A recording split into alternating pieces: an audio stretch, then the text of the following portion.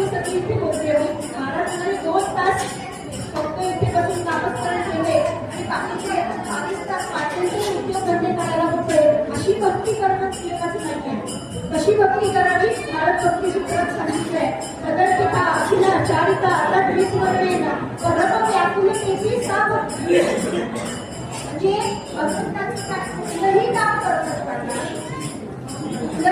करत असताना जर भगवंताचा एवढा जरी विसर पडला, नामाचा एवढा जरी विसर पडला तरी जीव कमीच होतो.